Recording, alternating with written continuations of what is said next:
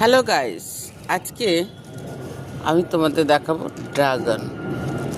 দেখো, এর আগেও অনেকগুলো ড্রাগন হয়েছিল, আমি তোমাদের দেখিয়েছিলাম।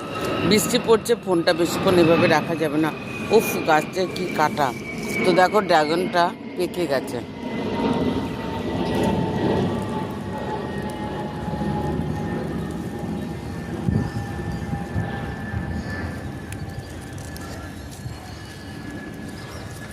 এক হাত দিয়ে কিছুই করা যায় না।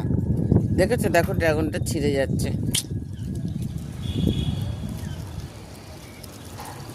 তো সেভাবে ছিঁড়তে পারলাম না। এখান থেকে তোমরা বুঝতে পারছো এর ভেতরটা কতটা লাল আর মিষ্টি। মুখে বললে বিশ্বাস করবে না, এতটাই মিষ্টি। তো দেখো, এই আর একটা ড্রাগন হয়েছে। একটা তো আমি তুলেছি, এক হাত দিয়ে তোলার জন্য ওটা গোড়াটা নষ্ট হয়ে গেছে।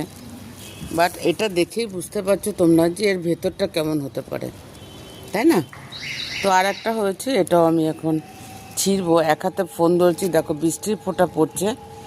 আর এটাও কিভাবে ছিঁড়বে জানি না।